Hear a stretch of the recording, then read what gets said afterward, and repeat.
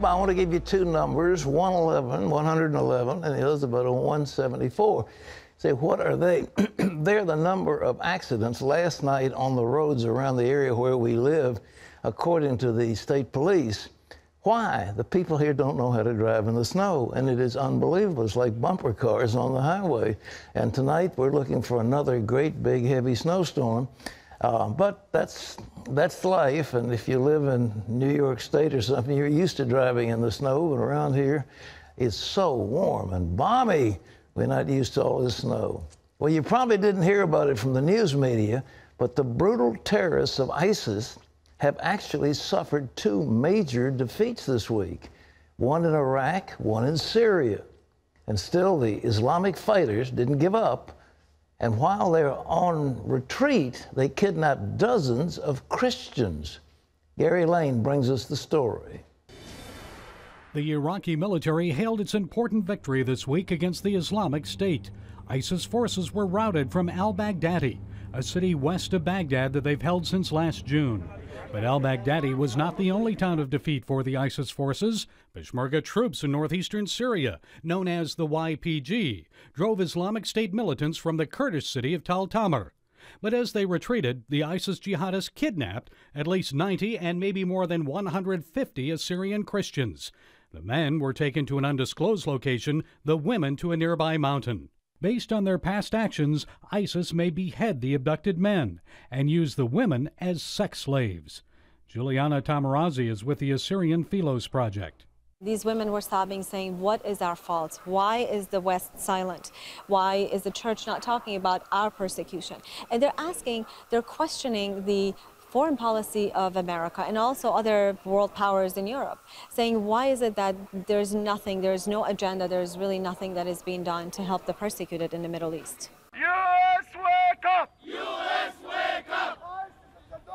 ISIS is the Lord! A group of Egyptian-American Coptics gathered near the White House Tuesday, demanding that the Obama administration do more to protect Egyptian, Syrian, and Iraqi Christians. The Obama administration didn't make a clear statement that these individuals were killed for their faith. They actually referred to them in their White House statement as Egyptian citizens, and that's very disappointing to the Coptic community. Brotherhood, ISIS, Boko Haram, I want to take action against them instead of support them. And Egyptian President al-Sisi is calling for a united Arab military force to combat ISIS. And al-Sisi says already Jordan and the United Arab Emirates have offered to help Egypt on the battlefield. Gary Lane, CBN News. Would that we had a president that was as tough as al-Sisi. Well, one day. Well, we hear about people from America who are actually joining that terrorist group. But interestingly enough, others are going to the Middle East not to join, but to fight those terrorists. John Jessup has this interesting story from the CBN newsroom. Here's John. Pat, he calls himself a soldier of Christ, and he's battling ISIS on the front lines in Iraq. Brett is a 28-year-old U.S. Army Iraq war veteran. He returned there 6 months ago to join a Christian militia fighting ISIS. For the safety of his family, he requested that his last name remain unknown. Currently, he's involved in a battle near Mosul. I know them before, but they're my people. The Assyrian Christians of this world, they're indigenous to this part of the world. People are hellbent on erasing them in the history. People ask me, why you? I come back and I say, why not? Why just me? Where is everyone else at? Brett told ABC News he has a price on his head, but says it's in God's hands and God's will, and that God has equipped him with many tools to fight ISIS. And other Westerners are joining Kurdish forces to fight ISIS in Iraq as well. Among them, a recruit wearing a tactical vest with the words, "Christ is Lord," written across it. That's Jordan Matson, a former U.S. Army soldier. He says he feels a sense of duty to help the Kurdish since they stood by the American military during its decade-long operation in Iraq. And he said he's willing to die defending them. Matson and 3 other Americans and an Australian national arranged to join Kurdish forces through Facebook. Here at home, the Republican-controlled Congress is going to try to override President Obama's veto of the Keystone oil pipeline. And as Caitlin Burke reports, even some Senate Democrats say they'll go along with the Republicans. The Keystone Pipeline bill is President Obama's first veto since Republicans took control on Capitol Hill. By choosing to veto this piece of legislation, he is choosing Washington lobbyists and special interests over the needs and desires of the American people. In a brief notice delivered to the Senate, Obama said, quote, "The presidential power to veto legislation is one I take seriously, but I also take seriously my responsibility to the American people." The nearly 1,200-mile-long pipeline would run from Canada to the Gulf of Mexico and has been stalled for more than 6 years. Supporters say the pipeline would boost U.S. energy independence, along with the economy. This isn't a pipeline, it's a lifeline for America's construction workers. Opponents call the pipeline the poster child for dirty energy and say it would exacerbate global warming. House Speaker John Boehner said Obama's veto is a national embarrassment, and Republicans promise to fight to override it. Some Senate Democrats say they'll vote for an override too, a clear rebuke of Obama. But an override will fail unless Republicans and Democrats who support the pipeline can recruit 4 more senators to their cause. Caitlin Burke, CBN News. And Pat, as Caitlin reported, can Republicans find those 4 Democrats in the Senate? Well, you don't know, but the problem is that the labor unions want it because it'll provide maybe 20,000 jobs. Business wants it because it'll be a boost to the American economy. In terms of clean and dirty energy, the Canadians are going to process the oil sands up in Alberta and other parts of Canada. There's no question they're going to get that oil out. And if it's dirty, it's dirty. But if we don't send it to the America, they'll send it to China. But it's definitely going out. And as West Virginia found just a couple of days ago, sending oil, not in a pipeline, but in a tanker car, isn't exactly the safest way to travel either. We've had a number of serious accidents with rail. So the Canadians will be forced to ship that oil out on rail unless this pipeline's going through. And it makes absolutely no sense. It has been now diverted past the Ogallala Aquifer. There's no environmental problem. It's cleared the State Department, but there are a few wealthy environmental fanatics who are paying the bills for guys like Obama to stay in office. So it is 100% political. John? Pat, a former U.S. ambassador to the United Nations, is warning about the current nuclear negotiations between Iran and 6 world powers. John Bolton says Iran can't be trusted. We've conceded they have a right to a peaceful nuclear program, despite the fact that for close to 30 years now, they've already violated their solemn obligation under the Nuclear Non-Proliferation Treaty not to seek nuclear weapons. So since they've already violated the word they gave decades ago, what possible reason is there to think they'll keep their word now? The 6 world powers have set March 24th as the latest deadline to reach an agreement.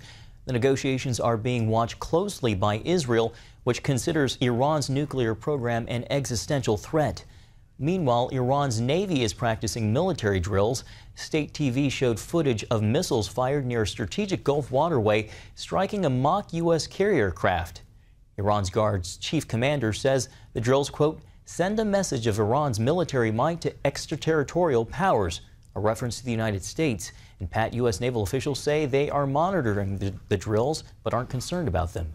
Well, we've got to get concerned. It's the Straits of Hormuz, and all that oil that comes out of the Persian Gulf has to go through that waterway. And the Iranians have a very easy task of blocking it off. They could sink some ships out there, and it would block transportation. It would cause the price of oil to skyrocket, and so it's a very serious thing. They're playing with fire. But ladies and gentlemen, I want to say it. I've said it. I'm saying it again. We are not going to negotiate the Iranians out of their deeply held religious point of view. They believe firmly that one day a secretive, powerful person called the Mahdi, the 12th Imam, is going to appear on the scene. And when he does, he will bring victory for the Muslims around the world. He will kill the Jews, And Jesus Christ will come back to earth and join with the Mahdi and say, I'm really was wrong before, and now I'm here to fight the Jews and to submit to you. You are God's representative on earth. Now, that's what those people think. And they think before the Mahdi comes, there's going to be chaos and desolation on earth. So they don't mind a few nuclear bombs. They don't mind some war. They don't mind a few million people being killed, because it is their deeply held belief. And for us to think we're going to negotiate them out of it is pure and utter folly. Take them as they are, take them as their word, and then deal with that reality. John? Pat, Secretary of State John Kerry says Russia has repeatedly lied to him about its activities in Ukraine, where pro-Russian rebels are fighting against Ukrainian forces. Kerry specifically says the Russians are lying about their own involvement in the warfare. Do you agree with me that when Russia says there are no Russian weapons or troops in the Ukraine, they're lying? Yes. Why? Why do they lie? Mr. Chairman, Russia is engaged in a rather remarkable period of the most overt and extensive propaganda exercise that I've seen since the very height of the Cold War. They have been persisting in their misrepresentations, lies, whatever you want to call them, about their activities there to my face, to the face of others, on many different occasions. This isn't going to help Hillary Clinton. She's running for president, as you know, and she had that great issue. She handed a dummy button to the Israeli ambassador, to the Russian ambassador, and said, this is the reset button in our relationship, and we're going to push the reset button, and all is going to be sweetness and life. That's going to come back to haunt her every time she shows up on television. Somebody's going to have an ad against her. So it's not playing well. But it's interesting what Kerry finally says, you know, this is the way it is. That is kind of heartening to hear somebody finally telling the truth about the lies of these other guys. John? Pat, North Korea could have as many as 100 nuclear bombs by the year 2020. That's the conclusion of the U.S. Korea Institute at Johns Hopkins University. In a new report, the institute says North Korea has made significant progress in its weapons program. The communist regime currently has about 10 bombs in its stockpile. The institute says that number could grow between 20 and 100 over the next 5 years.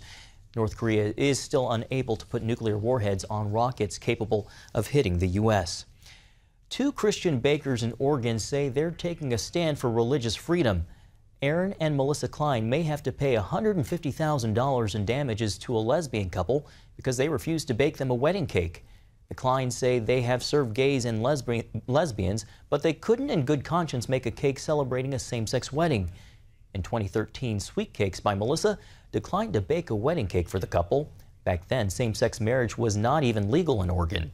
But the State Bureau of Labor has ruled that the Kleins violated the civil rights of the gay couple. The Kleins report on their Facebook page they'll find out on March 10th if they'll be fined. The fines could force them into bankruptcy. But the Kleins posted a message on Facebook saying, even though it seems we are being thrown into the lion's den, we will continue to stand for the Lord. Our faith will not waver. We fully trust in our Heavenly Father. He is able to deliver us from this, but even if He doesn't, we are not going to compromise on God's truth in order to appease man. Well, you may find it hard to put down certain foods, and those foods could be the worst for your health. A new study has found these foods to be the most addictive and cause the most problems. Pizza, chocolate, chips, cookies, and ice cream. The Huffington Post points out that those foods, the foods that cause the most mental distress and physical discomfort, are highly processed or high in added fats and sugars.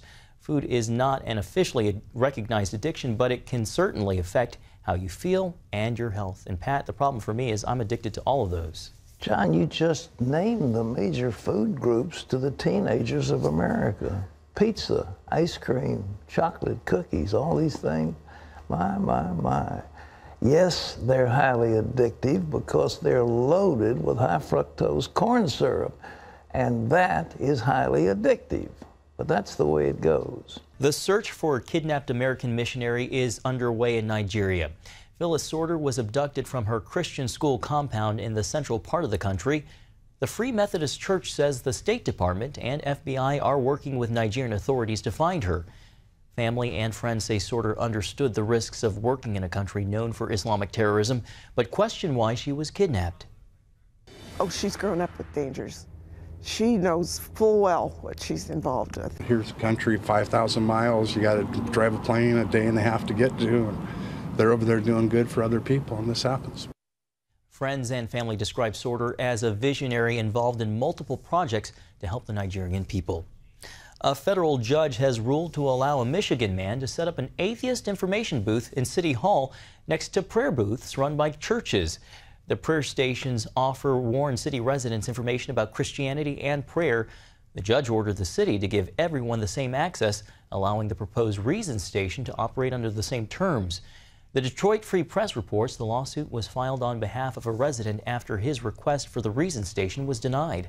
The city must pay $100,000 in fines and attorney fees. Well, you can always get the latest from CBN News by going to our website at cbnnews.com.